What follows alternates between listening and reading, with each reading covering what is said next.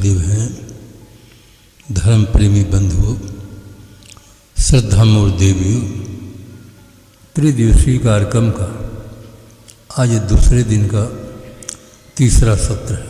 इन 2 दिनों में आप गीता, रामायण, भागवत और बीजक तीनों ग्रंथों के मेल मिलाप से जीवन संबंध में सुंदर चर्चाएं सुने। जिंदगी में जिंदगी का राज पाना चाहिए। जिंदगी में जिंदगी का राज पाना चाहिए। जड़ चेतन के ज्ञानार्थ गुरु करना चाहिए। संशय और भ्रम से मुक्त होना चाहिए। स्व को जानकर स्वस्थ रहना चाहिए। 4 पंक्ति हैं, किसी संप्रदाय की अपेक्षा नहीं रखती, सार्वभौम बातें। सबसे पहले आदमी को जानना चाहिए जीवन क्या है। मैं सौराष्ट्र में सायंकाल एक पार्क में घूम रहा था। वहाँ एक नौजवान आया। मैंने उससे पूछा, तुम्हारे जीवन का लक्ष्य क्या है? उसने तुरंत कहा, रोटी, धोती और मकान। ये उत्तर था, रोटी, धोती और मकान। मैंने कहा, आप जीवन के लक्ष्य को समझने का प्रयास नहीं किए। शरीर जीवन नहीं है। अगर शरीर में रहने वाला न रह जाए तो न शरीर को रोटी की ज़रूरत है, न धोती की ज़रूरत है, न मकान की ज़रूरत है। इसको सीधे लोग शमशान पहुंचा देते। रोटी, धोती, मकान कुछ नहीं काम करता। ये शरीर है। शरीर और शरीर में रहने वाला 2 होते हैं। मकान और मकान मालिक 2 होते हैं। एक आदमी था, अपनी गाड़ी खड़ी करके होटल की ओर बढ़ा। जैसे आगे बढ़ता है, एक सज्जन मिला और पूछा, आप कौन हैं? उसने कहा, मैं मोटर हूँ, मोटर। उससे के उत्तर को सुनकर वो तो हंसा ही। आसपास के जितने लोग थे सब खिलखिला के हंस पड़े कि ये कुछ पिए हुए हैं, होश में नहीं है तो ड्राइवर, और अपने को बता रहा कि मैं मोटर। जैसे वो शराब पिया हुआ था। इतना छक कर पी लिया था कि उसको होश ही नहीं रह गया कि मैं मोटर हूँ कि ड्राइवर। इसी प्रकार से जो व्यक्ति 5 विषयों का नशा पी लिए हैं वे बेभान हैं। अपने को शरीर मानते हैं। एड़ी से चोटी तक जो दिखता है यही मैं हूँ। ये बहुत बड़ी भूल है। एड़ी से चोटी तक जो दिखता है आप वो नहीं हैं, आप हैं देखने वाले।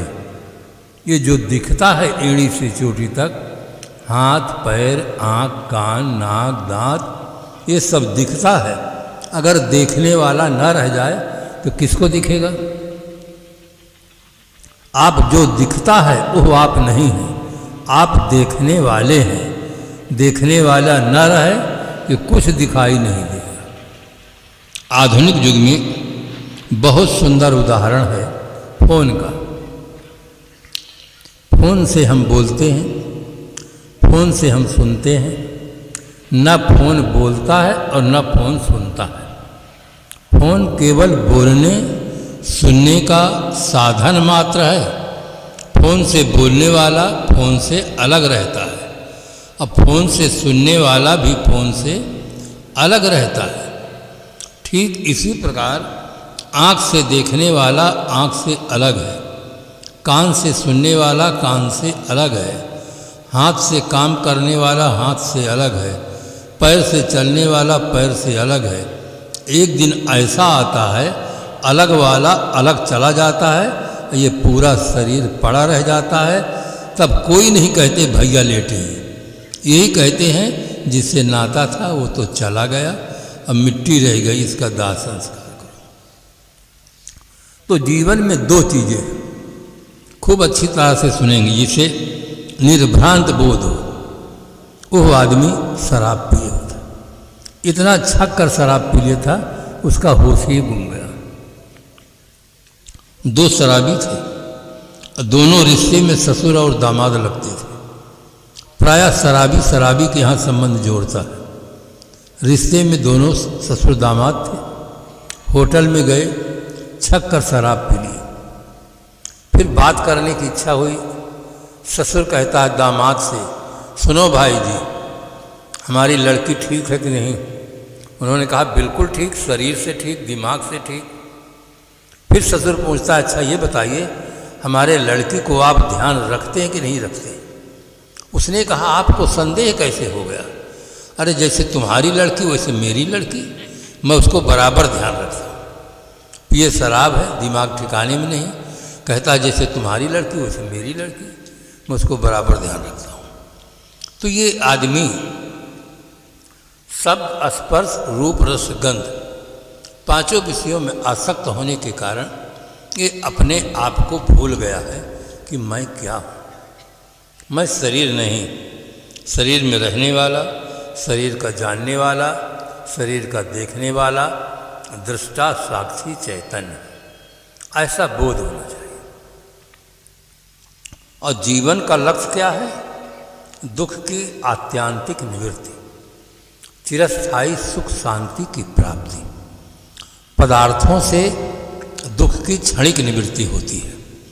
आप सुबह जलपान किए, बिल्कुल तृप्त हो गए, और दोपहर आया फिर भूख लग गई। दोपहर के आप तृप्त हो गए कि अब नहीं चाहिए, शाम को फिर भूख लग गई। शाम को कहे अब कुछ नहीं चाहिए, सवेरा हो गया तो फिर चाहिए। तो भौतिक पदार्थों से क्षणिक तृप्ति होती है, और जब व्यक्ति ज्ञान प्राप्त कर लेता है तो सदा के लिए तृप्त हो जाता है, शांत हो जाता है, अपने में मस्त हो जाता है। ज्ञान प्राप्त किया, बिना बीड़ी पिए तृप्त है, बिना सिगरेट पिए तृप्त है, बिना शराब पिए तृप्त है, और जो पीता है वो अतृप्त रहता है। बार बार उसकी इच्छा चलती है, बार बार पीता है, जिंदगी भर पीता है, उसको तृप्ति नहीं मिलती, अतृप्त होकर के मरकर चला जाता है। अगर तृप्ति चाहते हैं, शांति चाहते हैं, तो ज्ञान प्राप्त करें। त्याग से, ज्ञान से शांति मिलती है, पदार्थों के उपभोग से नहीं मिलती है, चाहे जितना आप प्रयास करें। श्रीमद् भागवत महापुराण में एक कथा आती है, राजा ययाति की कथा। वो अनेक रानियों को रखता था, उसको तृप्ति नहीं हुई, बुढ़ापा आ गया। मुझे बच्चों का ख्याल नहीं रह गया कितने बच्चे थे।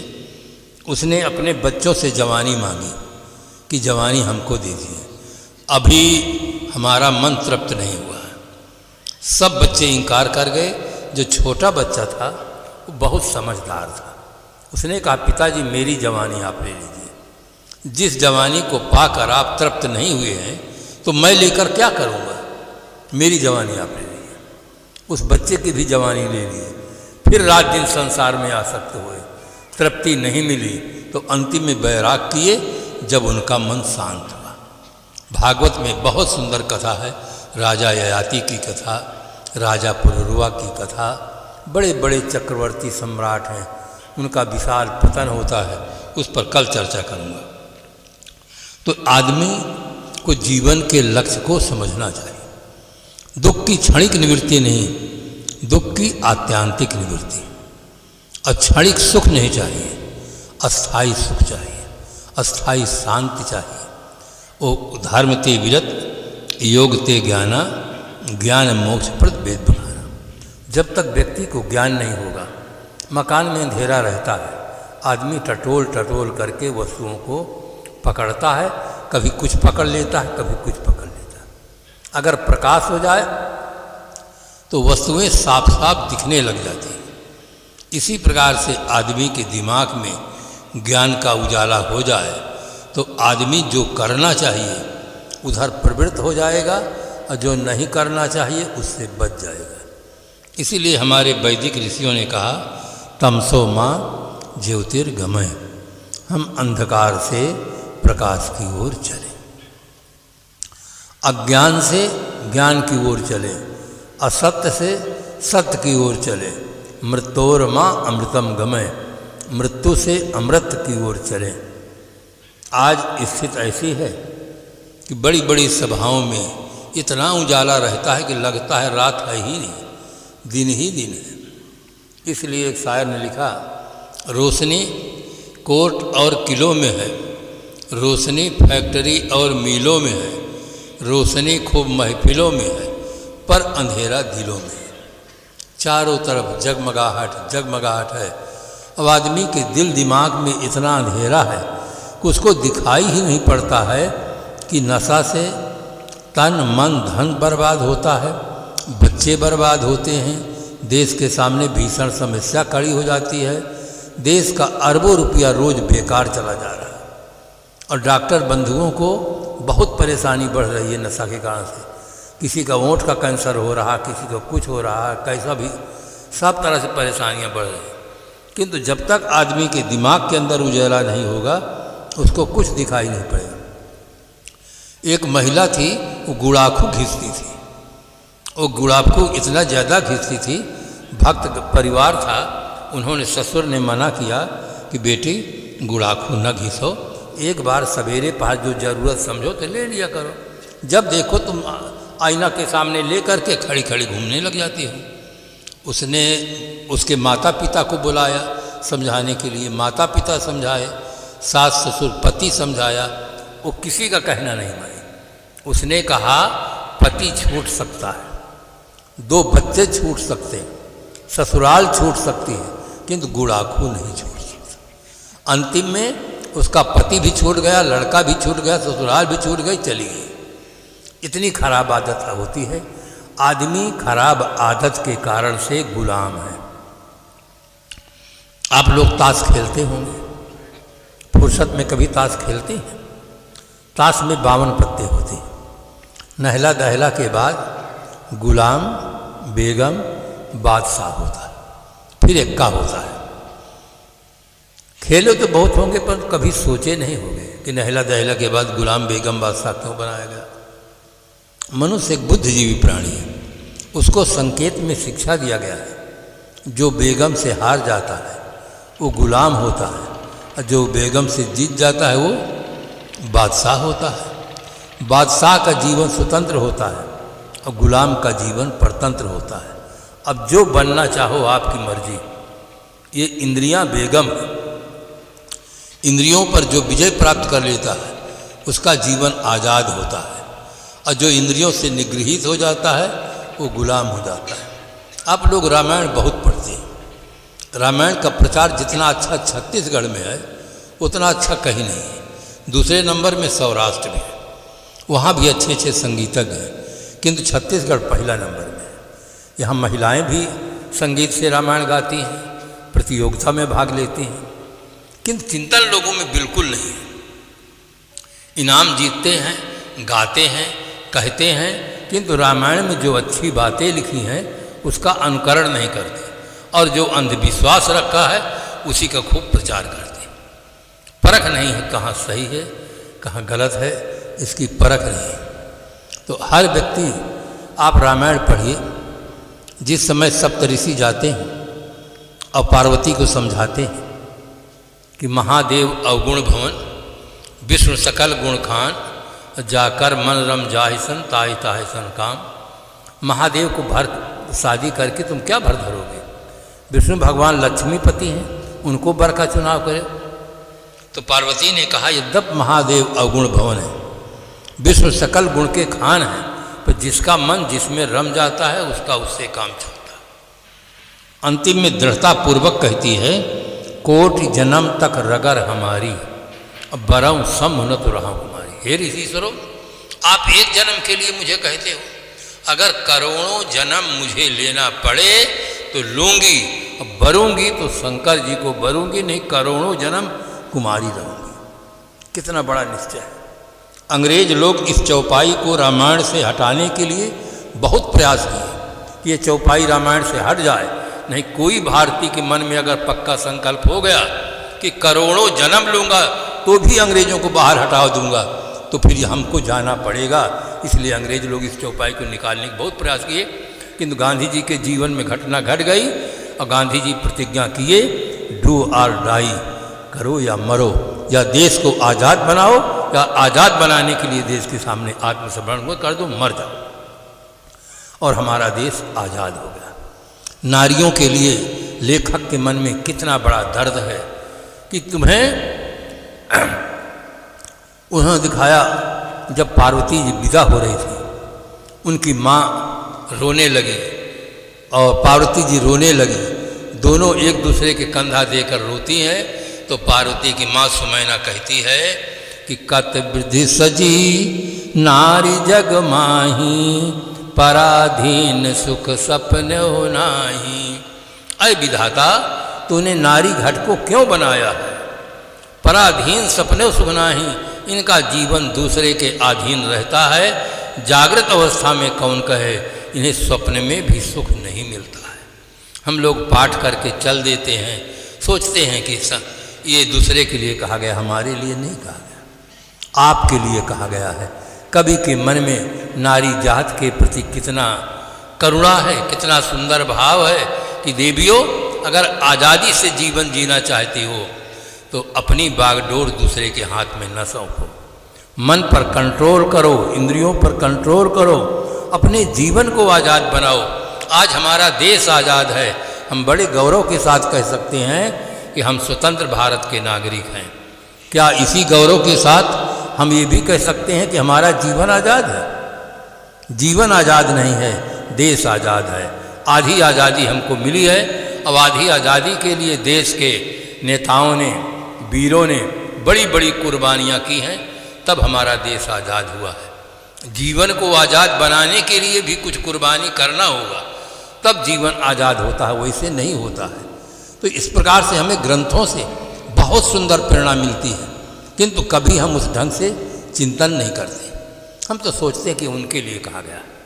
जितनी शिक्षाएं हैं सब मनुष्य के लिए हैं। पात्रों के माध्यम से बताया गया है कि आप अपने जीवन में जीवन को आज़ाद बनाओ। देश आज़ाद है। मन इंद्रियों को स्वाधीन कर जीवन को आज़ाद बनाओ। कोई भी आदमी हो, मन इंद्रियों को स्वाधीन कर जीवन को आज़ाद बनाओ। परम स्वतंत्र निर्मल जीवन जीने का सौभाग्य बनाओ। परम स्वतंत्र जीवन जीने का सौभाग्य बनाओ, और ये आपके हाथ में है और किसी के हाथ में है। कोई देवी, कोई देवता, कोई भगवान, कोई अवतार, कोई पैगंबर आपके जीवन को आज़ाद नहीं बना सकता। ये काम आपको ही करना होगा, दूसरे के करने से कुछ नहीं होगा। इसलिए कहा गया, अपनी जिंदगी आप पैदा कर। अगर जिंदों में हैं, वो जिंदगी क्या है जो जिंदगी न बदल दे। वो जीवन कोई जीवन नहीं है जिस जीवन को पाकर हम जीवन को बदल न सकें। हर आदमी के अंदर क्षमता है, प्रसुप्त संस्कार है। खराब से खराब आदमी को आप लीजिए, उसके अंदर भी अच्छाई के संस्कार पाए जाते हैं।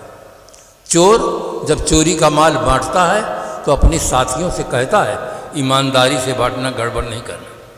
माल सब चोरी का है और कहते हैं ईमानदारी से बांटना। वो समझता है ईमानदारी बहुत बढ़िया चीज़ होती है, बराबर हिस्सा मिलना चाहिए।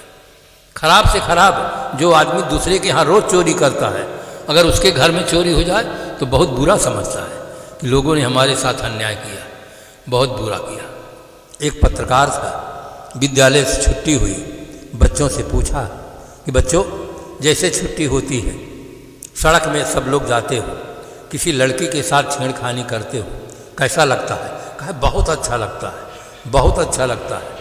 पत्रकार ने फिर पूछा कि मान लीजिए आपकी बहन है, पढ़ने के लिए आई है, और कोई लड़का छेड़खानी कर रहा है, उसी समय तुम पहुंच जाते हो, तुम्हें कैसा लगेगा? कहा गोली मार देंगे। तो कहा वो भी जिसके साथ तुम छेड़खानी करते हो, वो भी तो किसी की बहन है, किसी की बेटी है। आदमी दोहरा मानदंड रखता है, अपने लिए कुछ, दूसरे के लिए कुछ। हर आदमी के अंदर अच्छाई के संस्कार हैं। सत्संग ये संस्कारों को जागृत करता है। हर व्यक्ति को चाहिए कि माँ का आदर करना सीखें। माँ का बहुत बड़ा ऋण होता है। माँ का दूध बच्चा पीता है, माँ की भाषा सीखता है, माँ की गोदी में पलता है, नहीं चल पाता है, तेल मालिश करती है और उपाय करती है, कितना सेवा करती है, अपने गीले में रहकर बच्चे को सूखे में रखती है, अपना न खाकर पहले बच्चे को खिलाती है। हर बच्चे को चाहिए माता पिता के श्रद्धा से सेवा करें, भाव से सेवा करें। सेवा तो लोग करते हैं किंतु भावपूर्वक नहीं करते हैं। भावपूर्वक श्रद्धा होनी चाहिए। जड़ चेतन के ज्ञानार्थ गुरु करना चाहिए। हर आदमी को अपने जीवन में गुरु करना चाहिए। शादी के पहले गुरु होना चाहिए। दुनिया में जितना दुख है सब शादी के बाद चालू होता है। लोग शादी में हर्षोल्लास के साथ नाचते गाते हुए लाखों करोड़ों रुपए खर्च करते हैं। लोग शादी में हर्षोल्लास के साथ नाचते गाते हुए लाखों करोड़ों रुपए खर्च करते हैं, मगर हकीकत नहीं जानते। समस्याओं को निमंत्रण देकर बुलाते हैं। सारी समस्याएं शादी के बाद ही चालू होती हैं। इसलिए समझदार आदमी को इनसे दूर रहना चाहिए। हर आदमी को अपने जीवन आज़ाद बनाना चाहिए, आज़ादी से जीवन जीना चाहिए। इसके लिए आधार केवल संत और गुरु है। सदगुरु श्री विशाल साहब जी ने भोयान में कहा, गुरु संत आधार और नरक्षक कोई किते, बंदी छोर उदार, नहीं भूले तो यश मुझे। संसार में गुरु और संत ही आधार है। यही व्यक्ति को भवसागर से पार करने की सुंदर प्रेरणा देते हैं, बल देते हैं।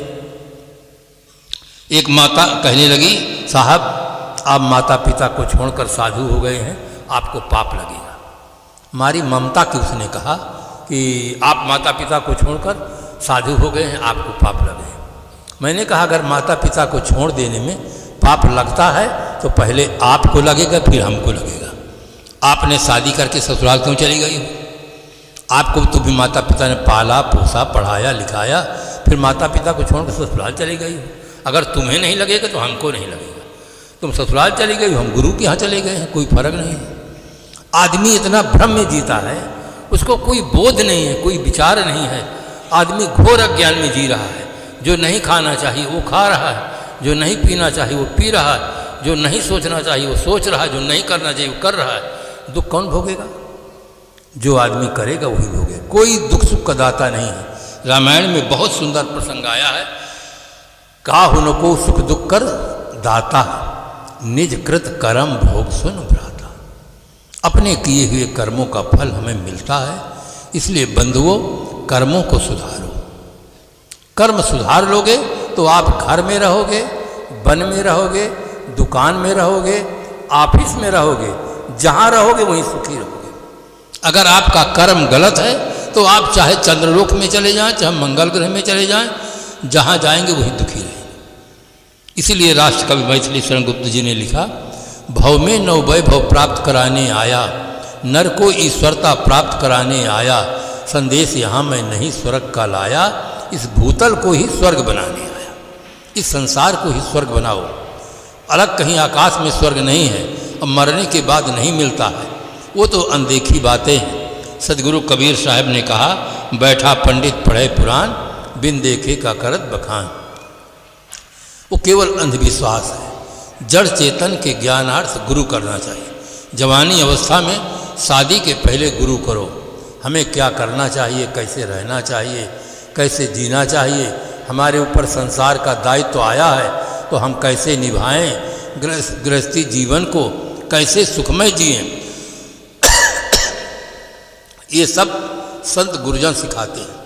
आज के युग की बड़ी बड़ी समस्याएं, कितनी हमारी पढ़ी लिखी बहनें ससुराल जाती हैं, थोड़े दिनों में तालमेल नहीं बैठता है, सब गहना लेकर चली जाती हैं माता पिता के यहाँ और ससुराल वालों को नाक को दम कर देती हैं, केस लगा देती हैं कि हमको रखते नहीं हैं, ऐसा नहीं वैसा नहीं।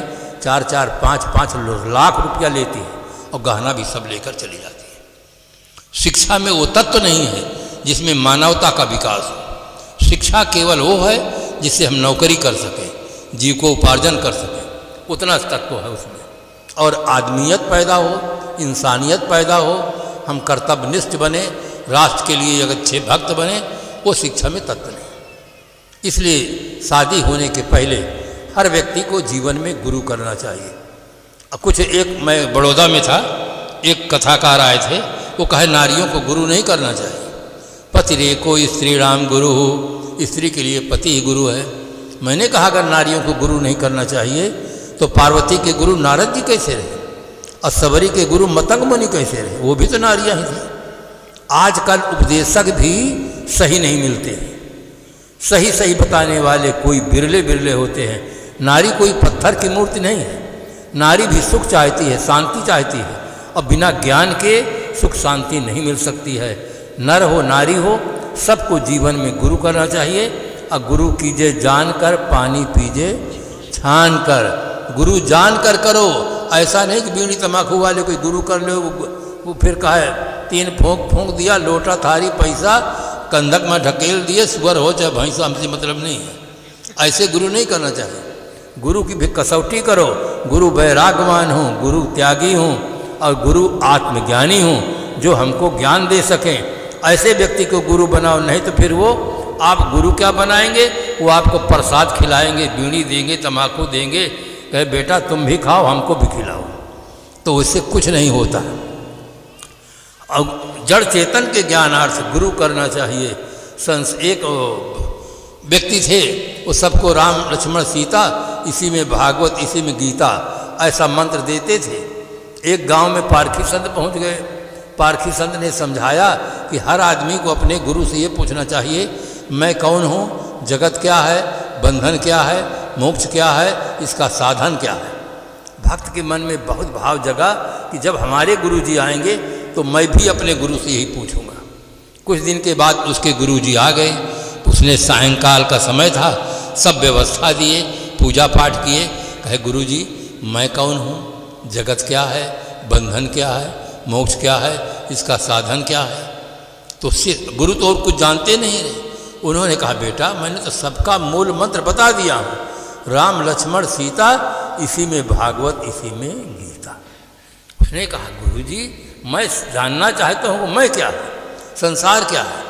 उसने कहा देखो गुरु में श्रद्धा रखो, शास्त्र में श्रद्धा रखो, परंपरा में श्रद्धा रखो, और श्रद्धा नहीं रखोगे तो तुम नरक में चले जाओगे। उसने कहा गोस्वामी जी तो कुछ और लिखे हैं। कहे गोस्वामी जी क्या लिखे हैं? गोस्वामी जी ने लिखा रामायण में, हरहि शिष्य धन शोक न हरहि, असो गुरु घोर नरक मा परहि। जो शिष्य के धन को हरण करते हैं, शिष्य के अज्ञान को हरण नहीं करते हैं, ऐसे गुरु घोर नरक में पड़ते हैं। इतनी बात सुनकर गुरु जी परशुराम के सगे भाई हो गए, एकदम नाराज हो गए कि लाओ मेरी कंठी, मैं ऐसे को चेला नहीं बनाता। कहा गुरु जी घबराइए नहीं, मैं आपकी कंठी दे देता हूँ, आप हमारी दक्षिणा वापस करिए, जो हम दक्षिणा दिए हैं वो वापस करिए। अरे नहीं बेटा ऐसी बात नहीं है, पहले रहो पहले। तो ऐसे लोगों को गुरु बना लेने पर कोई फायदा नहीं है। पहले ठीक से ठोको पीटो, जानो समझो, तब गुरु करो। तो जड़ चेतन के ज्ञानार्थ गुरु करना चाहिए। संशय और भ्रम से मुक्त होना चाहिए। संशय पर मैं कुछ चर्चा किया था। अब हमारी घड़ी 10 से ऊपर जा रही है, हम अपनी वाणी को विराम देते हैं। आप सब बंधुओं को, देवियों को बहुत बहुत